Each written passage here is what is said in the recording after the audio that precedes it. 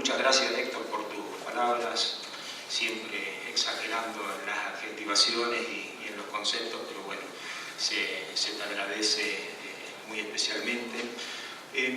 Quiero agradecer la presencia de todos ustedes acá y también especialmente la presencia de colegas del otro lado del océano, de Portugal, de España y de los países hermanos latinoamericanos que han hecho el esfuerzo para venirse a estas tierras del fin del mundo, como dijera el Papa Francisco, a darnos su visión y sus ópticas acerca de este tema de familia, previsión social y el rol de la abogacía.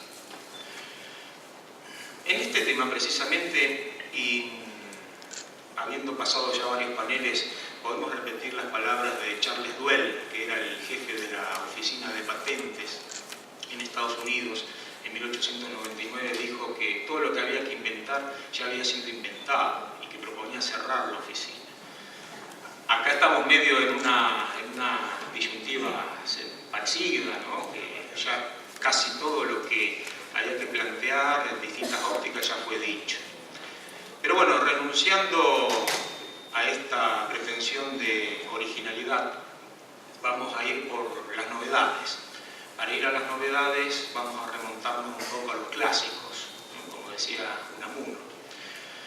Y dentro de los clásicos, en Roma, no había ninguna función más importante que la de la abogacía. Ya van a ver por qué traigo este pequeño raconto histórico.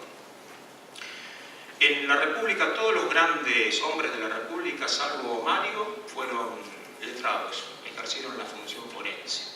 Se puede citar, por ejemplo, Catón el Censor, fue acusado 44 veces y 44 veces absuelto.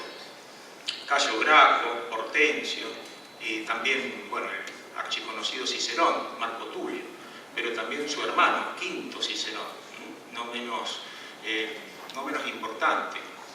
Quinto Cicerón acuñó una máxima que decía que los defendidos de hoy serán los electores de mañana, decía el hermano de Marco Tulio. Y bueno, también en Roma la abogacía era una carga pesada, una misión que exponía al abogado a crearse grandes enemigos. Gran ejemplo de esto son los epigramas de Marcial.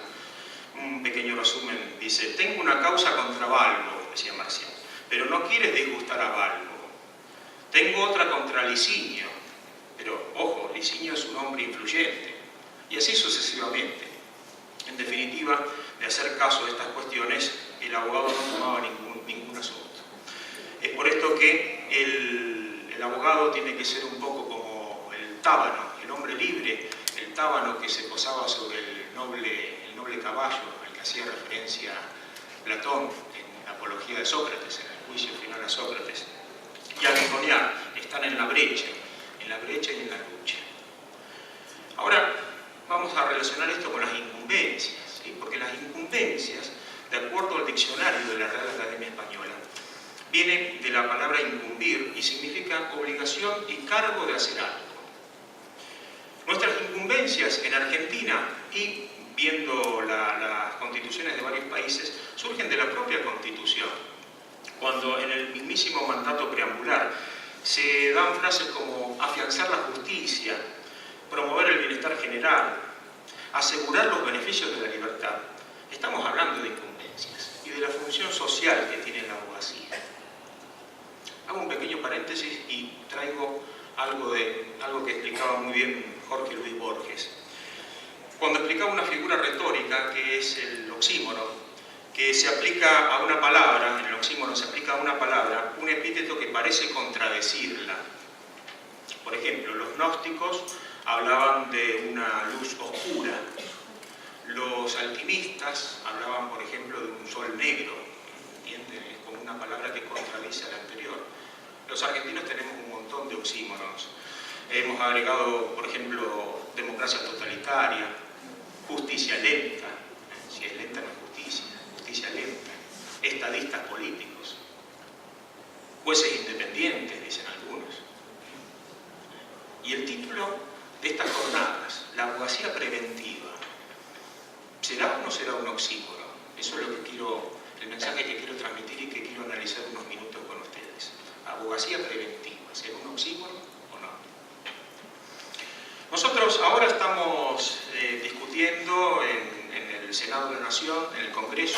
el anteproyecto de Código Civil y Comercial unificado. Nosotros como cajas del Consejo Coordinador hicimos un extenso estudio de este anteproyecto, que es este libraco que vemos acá, mucho más resumido que el Código Civil y el Código Comercial vigentes hoy en la actualidad. Se ha reducido bastante la cantidad de artículos y se ha modernizado toda la temática. Hay cosas que están muy bien, pero refiriéndonos al tema de la incumbencia y lo que atañe a la abogacía preventiva, hemos perdido y hemos contabilizado 56 desincumbencias para los abogados, 56. No nuevas incumbencias, sino 56 pérdidas de incumbencia. Y voy a tratar de explicar 3 o 4 que son muy contundentes y que me ayudaron los expositores de los paneles anteriores a adentrar en el tema. Por ejemplo, en materia de convenciones, en el artículo 448, de las convenciones matrimoniales, ustedes saben que en el anteproyecto se va a admitir las convenciones prematrimoniales y las postmatrimoniales, 448 y 449 del anteproyecto de código. En cuanto a la forma, dice, las convenciones matrimoniales deben ser hechas por escritura pública antes de la celebración de matrimonio y solo producen efectos a partir de la celebración. Deben ser hechas por escritura pública. Tomen nota. Artículo 449, modificación del régimen, estamos hablando de una postmatrimonial, también puede ser modificada luego del plazo de un año mediante escritura pública. Nosotros, como caja, elaboramos 2 proyectos, lo pusimos a consideración de la FACA, la Federación Argentina de Colegios de Abogados, y lo tomó para sí, y lo llevamos al Senado de la Nación. Cuando dice las convenciones matrimoniales deben ser hechas por escritura pública, agregamos o instrumento privado homologado judicialmente. Ahí entra el rol del abogado, porque en el actual anteproyecto no hay ninguna garantía, no hay un requisito, y lo que la ley no manda generalmente no se hace. Dice, ¿para qué vas a necesitar abogado si no es obligatorio? El escribano te va a asesorar, el escribano va a asesorar a las 2 partes. El escribano, cuando da fe en la profesión de escribano, cuando da fe, ¿puede asesorar o es incompatible la función de asesoramiento con el hecho de dar fe? Hay muchas cuestiones que no están resueltas y que son sugestivas. Y la modificación, precisamente, con la misma formalidad, es decir, no nos oponemos a que se pueda hacer por escritura pública, pero que sí exista la posibilidad de instrumento privado que pueda ser homologado judicialmente. Este es el proyecto de mínima, que es el que se llevó al Congreso. Hubo un proyecto de máxima que decía lo siguiente: las convenciones matrimoniales deben ser hechas por escritura pública o instrumento privado, y en ambos casos homologado judicialmente. Si quieren hacer la escritura, perfecto, después que lo homologuen. ¿Y esto a qué viene a colación? Algo que no tiene nada que ver con las convenciones prematrimoniales, pero vean cómo funcionan determinados intereses de poder. Acá se les denomina lobbies, no sé si en otros países es esa misma palabra la que lo califica. Cuando vemos para la constitución de una asociación civil, ¿sí? Hoy en día no se necesita que sea por escritura pública. En mi provincia, la provincia de Santa Fe, no es necesario. Se hace un acta constitutiva y se inscribe en el órgano estatal, en el caso de la provincia de Santa Fe, Fiscalía de Estado, la Dirección de Personas Jurídicas. Miren lo que dice el 169, cómo muchas veces una letra, una palabra de un legislador trae consecuencias millonarias para determinadas profesiones.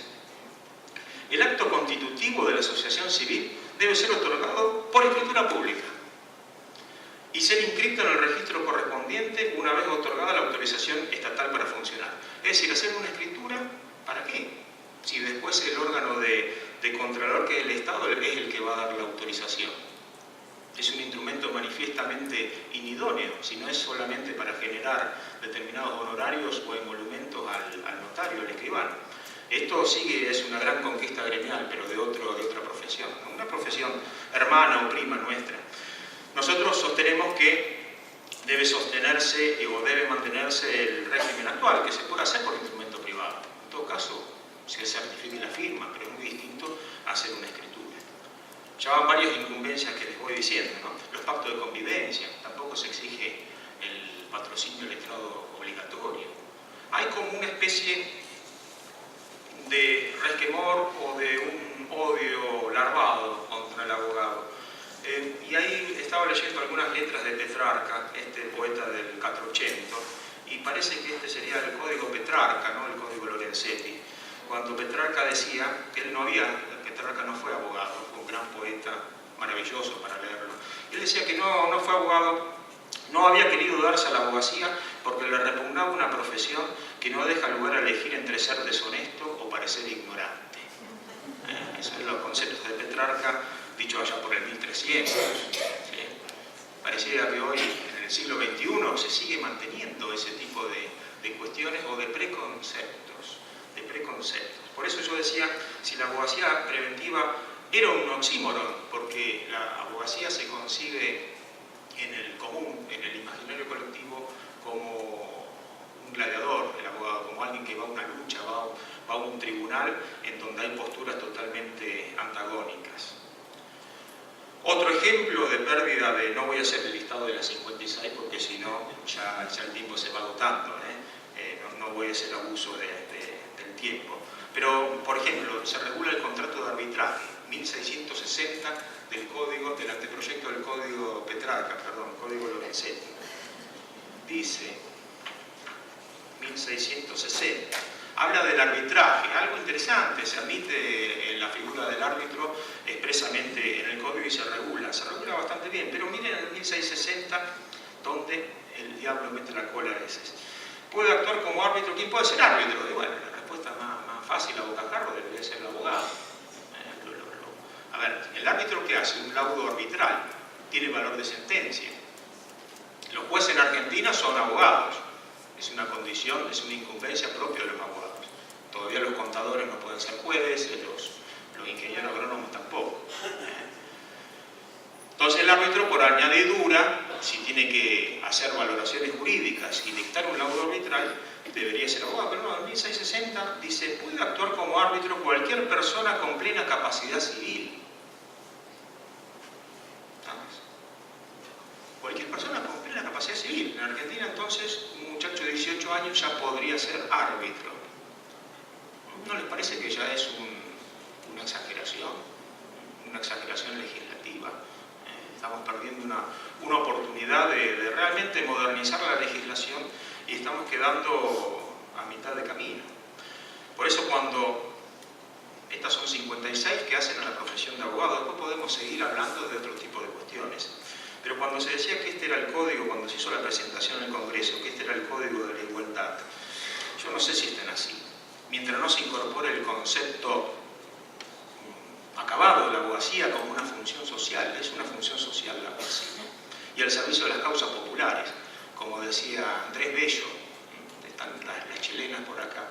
Andrés Bello en 1836 hizo el Código Civil y tenía estos conceptos ya incorporados hace ya 170 años. Por último, y para ir cerrando y hacer uso estricto del tiempo, Arnold Toynbee decía que no había armaduras contra el destino. La abogacía, a 2300 años de aquellas palabras de Platón en la Apología, sigue estando en el mismo lugar, sigue estando en la brecha. Y aunque con nuevos ropajes, con nuevas tecnologías, sigue siendo, o debe seguir siendo, la abogacía, el tábano que se posa sobre el caballo, en este caso, de la sociedad moderna. Bueno, muchas gracias y después